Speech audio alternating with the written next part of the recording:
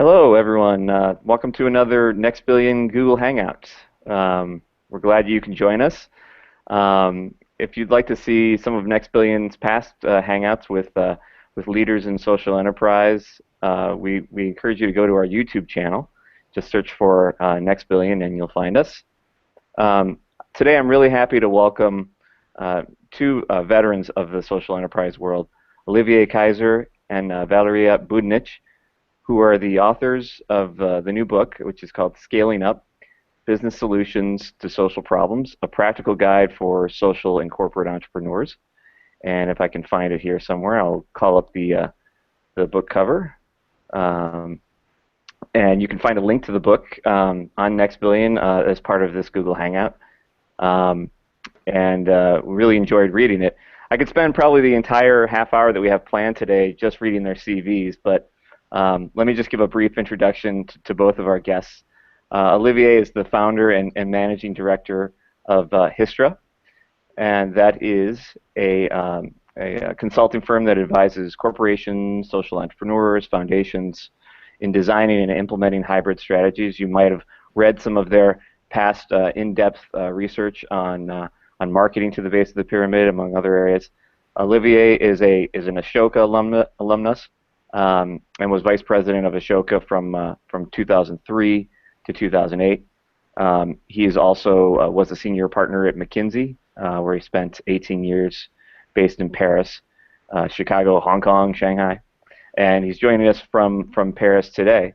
Valeria is a social entrepreneur. She's an organizational strategist, and she has more than 25 years of experience in innovating at the intersection of business and society.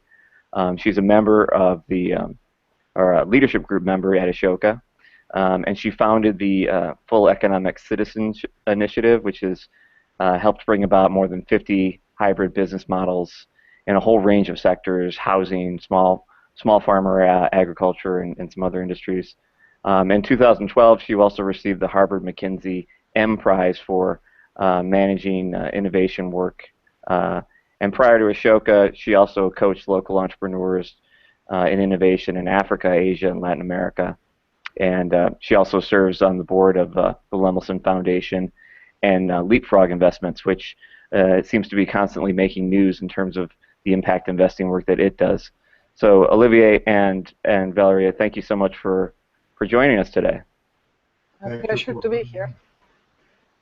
So the book is titled, the book is subtitled, I should say, A Practical Guide for Social and Corporate Entrepreneurs. And I think practical is a key theme that runs throughout the book. You address philosophical attitudes towards profit and nonprofit, but you're not talking about, or at least from what I'm reading, you're not proposing a radical new framework for thinking about social enterprise. What you are doing is looking at, or I believe you're doing, is looking at bringing together a lot of different players, a lot of different models that are really generating benefits for low-income people. And I think there's a lot of realistic remedies that you're prescribing here around the issue of scale. But before we get into some of the details, I wanted to ask you both, just to take a little bit of a step back and see what sort of motivated you at this point in your careers, what motivated you to write this book now, and maybe we can take it from there. Valeria, why don't you start us off? What motivated you at this point to write this book? I would say that it has to do with being in a frantic, experimenting kind of mode, for several years.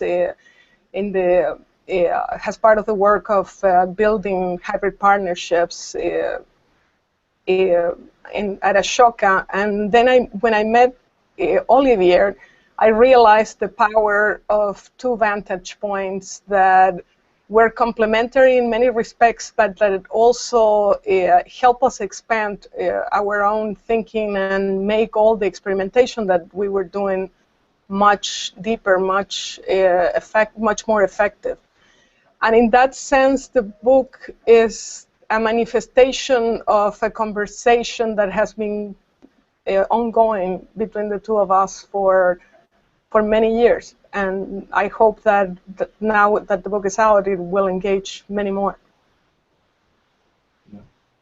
I think that over the last 2 or 3 decades, there has been a wave of innovation going on, and many call it, and Ashoka in particular, the social entrepreneurship movement.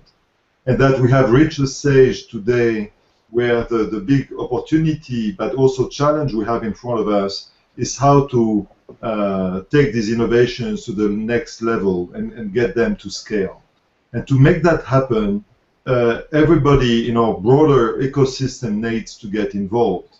Corporations, foundations, social entrepreneurs themselves, and every citizen. And so the purpose of this book is to try to provide a bit of a roadmap for these social entrepreneurs.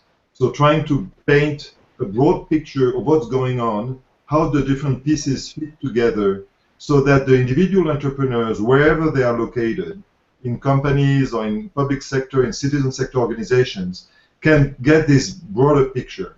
And I think the second objective for me of this book was to celebrate all these individuals who are trying to change the world, describe their history, and celebrate their accomplishments. And you know, on Monday I was meeting a lady who told me that she had read the book, and she had a wonderful phrase. She said, you know, I didn't know you, but she's a social entrepreneur herself, and she said, I thought I was talking to a friend.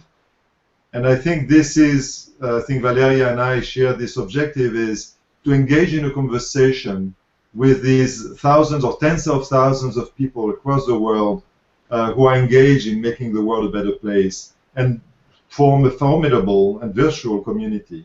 And NextBillion is a fantastic platform to make this conversation happen. So thank you for that. Absolutely. I agree with you there.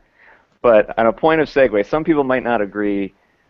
We talked about this earlier, and inside the social, inside the social enterprise sector, a lot of discussions happen around how do you bring this to scale, how do you build it up. This is a business question that many people have, but scale isn't something that has universal appeal. That is, so we see pushback all the time. I know you've encountered some pushback in promoting the book about whether the influence or some would say questionable impact of large multinationals and even some NGOs, if that's really helping the economic lives of the poor, if it's really helping the sustainability in which marginalized people live.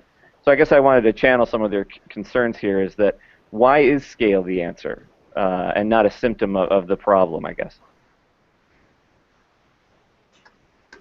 If I would have to answer that from the perspective of social entrepreneurs, a very basic fact is that not even under the best conditions, philanthropy will allow you to address the social needs, and neither government subsidies would work. So we do need, where there is feasible, we do need a scale in commercial terms, in terms that provide access to 2/3 of the world population that tend to be marginalized from mainstream markets. So the question of scale, then once you move from that basic fact, then the question is what type of impact you are after, and a scale for what. And there is when it's important to establish a distinction and not trivialize what is the nature of the access. I think it's good to give access to better shampoos, to consumer products in general, to the extent that they will be environmentally, that it will make sense environmentally. But the kind of a scale that I'm interested in is not just consumerism, but the scale that transforms lives. And that's where scale in healthcare, in housing, in education, it's something that, frankly, we have no choice but to push the boundaries of commercial and social models. Recognizing that not everyone can be reached through that scale, and that abject poverty will require subsidies and will require public policies that lead to inclusion, the first level of inclusion, let's say. And I don't think it's a matter, I mean, just to finalize it, I don't think it's a matter of one specific approach. In reality, we need a true choice for people, and that implies multiple access, multiple models, and a richness of option that makes this citizens at the base of the pyramid truly citizens. Yeah. I think that the question of scale and or insistence on the topic of scale comes because we are at a moment in history where there has been really a flurry of innovations that have proven to work at a limited scale. Proven to work in the sense that they do solve the social problem. They do that in an environmentally sound and responsible and sustainable way, and most importantly, in an economically sustainable way. So I wouldn't say that all problems have been solved, but a large numbers of problems have been solved to a certain extent in a number of places. And so that the question today is how to make the dimension of impact of these solutions relevant compared with the magnitude of the problem. Right? And when Valeria was talking about the 2/3 of mankind who are suffering from these problems, we need to find answers that are at least in the same order of magnitude. Now, whether or not this will take the shape of one entity that will grow and become very big, or it will become a movement of organizations that will replicate and copy what they do. That is, I would say, secondary. But one way or another, we need to be able to see a path by which these innovations will reach all the people in need. And that's what we call scale in this particular title or in this particular book. Right, and you begin, I think, in a pretty leveling way in the book. You introduce, I think, 5 or more families who are living at the base of the pyramid, and you describe they're all separated by geography, but they're all connected in paying some sort of poverty penalty when it comes to food and housing, education, clothing, I believe energy and healthcare or other sectors. And then you go into many different business models, and sprinkled throughout there are vignettes from leaders who on how they started their enterprise or how they worked within a corporate setting, and how they address those needs and what led them to make the connections that they did. I want to tease out a couple of good examples. Can you walk me through one or two of the more compelling cases that maybe they would be on the short list of these are the ones that we need to replicate lessons in reaching scale, or maybe even those that one or two that failed in that regard? Yeah, could you go first, Olivier? Sure. I will give an example of because it's an innovation I would say that everybody is familiar with now, which is solar lanterns. Solar lanterns were developed over the last 10-15 years, and there is a number of startups which are now small enterprises that are manufacturing these solar lanterns and that are replacing kerosene lamps. It's a fantastic solution because with the benefit of the price for solar panels and batteries and LED lamps going down, the price of solar lanterns has become extremely affordable. And actually, when you replace a kerosene lamp with a solar lantern, families typically have pay back their initial investment with the savings on kerosene in 3 to 4 months. On top of that, they get a light which is much brighter for the kids when they study, and it is much safer to handle than these kerosene lamps that cause fires and destroy houses. So it was really a great innovation, and that is really attributable to different kinds of social entrepreneurs who came up with these models. Now, when we looked at this innovation, we found out that the speed of dissemination of this innovation was much slower than you would have thought for a product that had all these wonderful characteristics. And the fundamental barrier we identified was the fact that families were actually worried of what happens if this solar lantern doesn't work. Because a kerosene lamp is expensive, it stinks, it's dangerous, but it breaks down, my neighbor knows how to fix it. What about the solar lantern? And they had big reasons to be worried because there were poor quality solar lanterns that were being sold at low prices that would break down the next day. So what one very interesting intervention is that we managed to convince the Total, a large oil company, that was actually interested in the solar industry, to start distributing their solar lanterns through their network of gas stations. So they put the Total brand on the solar lantern, saying, if you have a problem, you can bring it back to the nearest gas station. And they have 4,000 gas stations throughout Africa. And in doing so, they reassured customers, and they became one of the largest distributors of solar lanterns. They are doing this at a profit because if they didn't, then they would not replicate it. They have sold about 1 million solar lanterns in the first 3 pilot countries, but most importantly now they are rolling it out to 15 other countries this year.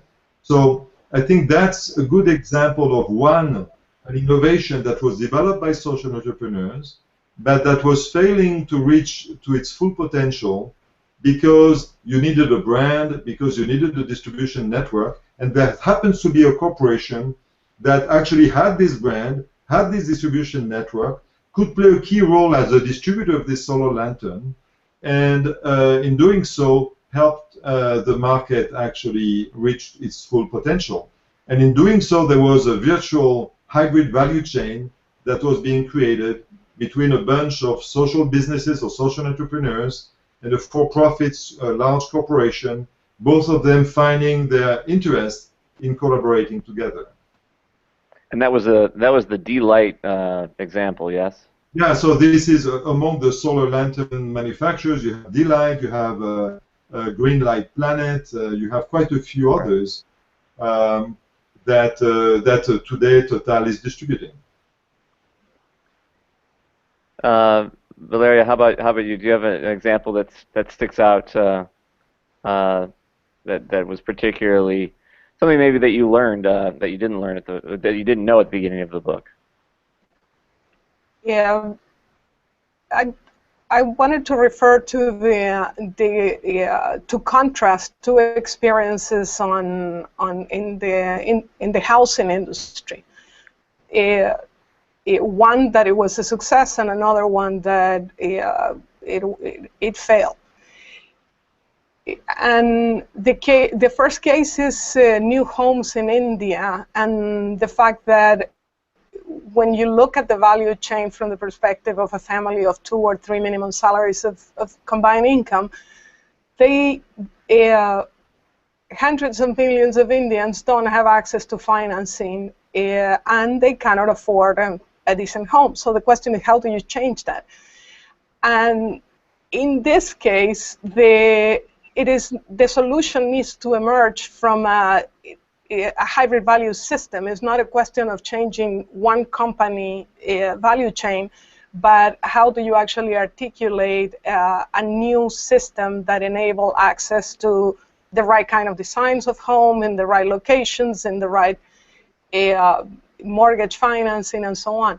So there, what this case did was to build a platform that enabled access for the mortgage financing companies to the information that they needed, and for these families to be able to obtain financing from formal mortgage financing companies, and that link to the offer from real estate developers. That program has continued evolving, and today is introducing a new standard for certification of affordable housing, Same thing with financing, and it has created the Indian Housing Council, which was launched this year. And I'm referring to this because it's a continuous innovating process that it triggered a whole new type of leadership in the system, where people see the possibilities beyond the boundaries of their own companies. And together they build a much bigger pie. Something similar occurred on progressive home building in Colombia with the case of Colceramica, where a tile manufacturing company, where they have been able to develop, with the help of social innovators, some of them Ashoka Fellows, a new market for tiles in the slums. And that implies better living conditions for people. Now, I'm mentioning that case. The first phase, it was a success, and today it's a business unit of over $50 million in sales a year for Colceramica. But what it was a failure was the second phase, when we try to build the analogous of the India case, and actually bring together multiple manufacturers of building materials under a common structure and create a new financial institution that could provide that kind of financing. And the biggest lesson there, and one that I also found in other cases in the book, is that what it prevented reaching scale, what it prevented going to really manifest the true possibilities to a level of a multi-billion-dollar market in Colombia alone, it has to do with the leadership that look at collaboration in a way that it's about creating a bigger pie, not about defending your competitive edge in the corner that you control. And it's also about believing in hybrid value in a way that it transcends the self-interest of your own company. And that is not an easy thing, and something that many in the industries, not just housing, but across business, are not necessarily ready to do. Right, yeah, that's the trick. No one wants to be the first in the pool, and they don't want to give up the competitive advantage unless they can see that others are gaining a competitive advantage, perhaps, by some of these initiatives. But I'm curious about, you mentioned a couple of them now. You talked about barrier. The whole book is filled with examples of barriers to scale. But I'm interested in not only the barriers, but a couple of remedies that you saw. I know you didn't necessarily do a scientific study on what every single social enterprise did here, but I'm sure there are some themes that you saw of bridging these obstacles to scale. Can you share a couple of lessons, I guess, learned that you put in the book? I think, in addition to what Valeria already mentioned, I think for me, maybe the most critical both opportunity and challenge is going back to your metaphor of the pool, is recognizing that actually your pool is part of a much bigger ocean, and that you need to reinvent, to rethink your business model in order to capture a much bigger opportunity. And I would call that a bit the Nespresso syndrome, in the sense that in order to be able, and that's, I mean, Valeria was talking about housing when Cemex came up with Patrimonio Hoy, which everybody will be familiar with, yeah. At least the listeners of NextBillion, everybody knows that instead of just thinking of themselves as manufacturers of cement, they had to transform themselves into architects, financiers, distributors of all the building materials, because people are not interested in buying cement, they're interested in building a home. In the same way that an espresso moved from supplying beans of coffee into providing a perfect cup of coffee all the time. At least this is what they pretend. And so in doing so, you create a much larger market, which is also with a much higher barriers to entry, because it's much more difficult to provide a full service that is going to guarantee a benefit to customers. And I think that's the biggest challenge at the base of the pyramid, is that you cannot limit yourself to just providing one product or one service, but you need to put yourself in your customer's shoes and provide a holistic solution that will guarantee that the service and that they will extract the benefit you promise. If you manage to do that, then you can build a very profitable business. But the biggest challenge today I see is the lack of imagination, the lack of courage of companies to go beyond their small pool and look at the full ocean as their opportunity and also their challenge. Mm-hmm. Yeah, I remember having I always go back in my mind when I think about lessons at a conversation that I had many years ago with the chairman of the board of a multi-billion-dollar Indian company. And in this case, we were talking about exploring the possibility of his company buying from tens of thousands of small producers. And he was very candid, and when he basically said, my obligation to my board, to the stakeholders, is to minimize the risk for the company, and the idea that we would transform the lives of thousands of people has a personal, at a personal level, it motivates me, but the bottom line is that it is not what I'm here to do as the chairman of this company. And the bottom line is that the company is not buying from small producers, and the whole dynamic makes sense in the universe of the company decisions, but not necessarily for society. So how do you create inclusive value chains in a way that inclusive supply chains in a way that companies can transcend this perception of it's more risky, it's not necessarily profitable, and basically that they dare to explore that. A good example is Danone and what they are doing on dairy. And I think it established, the company started that exploration with an open mind. They didn't know if it was going to be profitable, and the level, and they were concerned about the risk perception. But they tried it in multiple settings, 7 different countries, and when they analyzed it at the end of the day, it was a virtuous circle. You know, it was less risky because they were diversifying the risk. It was also profitable, not more expensive. It was more cost effective. And the bottom line is that the company, in introducing this, was also serving a much larger goal. And the kind of future that I would like in this space is one in which leaders actually dare to try, dare to explore these preconceived notions. And how do you trigger experiences that allow to do that is the kind of question that I think we need to crack the code on. Well, and I think you're both doing that with this book in terms of cracking the code. And there's not one way to do it.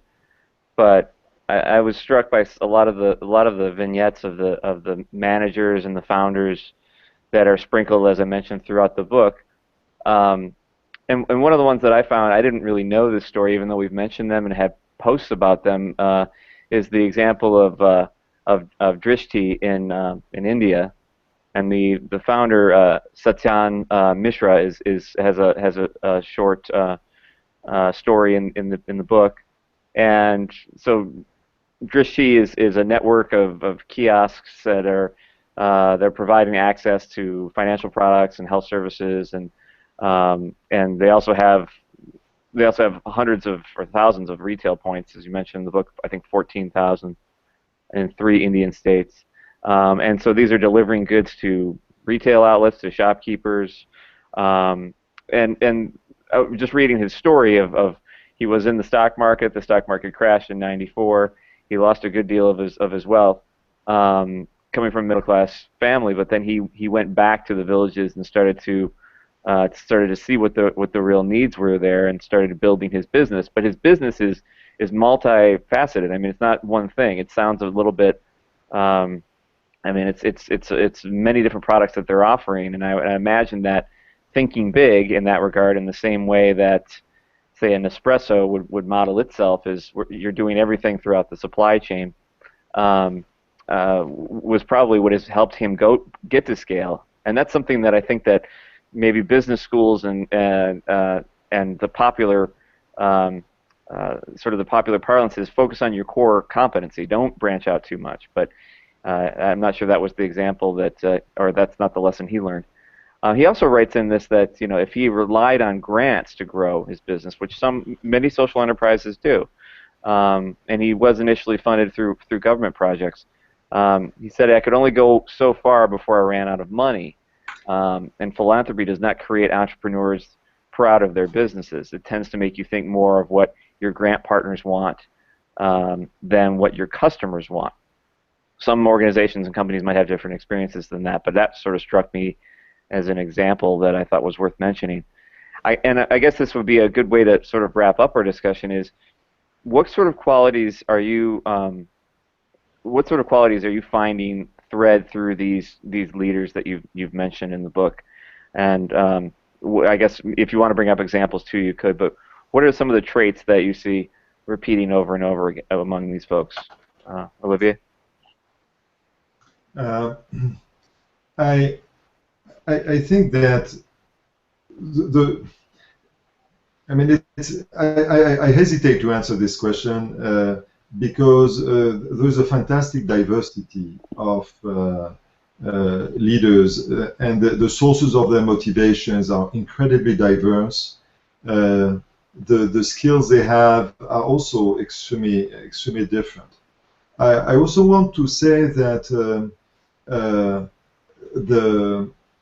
yes, the book talks about a number of leaders or founders, people or social entrepreneurs, people who have led particular organizations. But I think it would be misleading to think that the world is going to change because a few leaders, or even a few tens of thousands of leaders, are exceptional people who are going to do exceptional things, and the rest of us can sit back and relax while they change the world, or blame them for not doing what they should, and that because we have bad leaders, it's not a surprise that the world is a bad place. I think what comes out of this book, I hope, as a profound message, is that it is up to each of us to decide what is right and what is wrong. It's not because we work for a not-for-profit that we are saints. It's not because we are a business that we are efficient. It is up to each of us to decide how, within our position, with what we can do, how to stretch the limits of the possible and try to invent new business models. So I think if there is an underlying quality that each of us need to have, is the ability to think by ourselves on what is right and what is wrong, and the courage to act accordingly. So I'm sorry if it sounds moralistic and very simplistic, but the bottom line for me is this. And Valerie, you've worked with a lot of different change makers. Some of them are in the book, I imagine, or I know. And what's your take on that question? Yeah, let me describe it with around the case of David Green, a U.S. entrepreneur, a social entrepreneur who works out of California. David has devoted. He was a public health expert, and over 20 years ago, he started working on affordable eye care, a series of disruptive innovations that have involved many companies. And in terms of the qualities of the leadership, a few months ago, McKinsey team and I were interviewing David, and he was describing what he does and who his team is and how he built trust-based relationships, how he actually influence many actors to act together. And at some point of the conversation, I realized that the person interviewing him by then must have thought that his team was at least 50 people. And I asked him to ask the question, and when he asked the question, the answer was 2 people, one part-time and the other one is me. That's my direct team under my control. The rest are trust-building relationships that I have built over the years, and that kind of mindset, it is there in all the leaders that were interviewed for this book. Regardless if they are for-profit or non-profit or what is the context in which they operate, they see themselves as influencers. They are in a permanent recruiting kind of mode, you know, of leveraging others to make their vision a reality. And I frankly think that perspective of seeing everyone as a value creator and figuring out how to become a magnet to align them in a way that they contribute to whatever you are advancing as you contribute to what they are after. It's the way of the future. Well, and Olivier is a busy man. I know his phone's ringing. It shows that we're live. Well, thank you so much. I enjoyed the book. I think there's a lot that's here that, you know, it does feel like a bit of a, like you said, like you're talking to a friend in the sense that people are sharing some pretty intimate stories as far as what got them to where they are, but there's also a tremendous amount of data. There are a lot of business models that I think are worth everyone's time and interest. So I really appreciate your time. The book is, again, called Scaling Up, Business Solutions to Social Problems, a Practical Guide for Social and Corporate Entrepreneurs. Olivier and Valeria, thank you so much for your time and your insights, and best of luck on the book. Thank you, Scott. Thank you so much. And we hope, again, that you'll watch this, or you'll replay this video and share this video. It's going to be available in a few seconds on our YouTube page, and we'll also share links to order the book. Thank you very much for taking the time, and have a good rest of your week.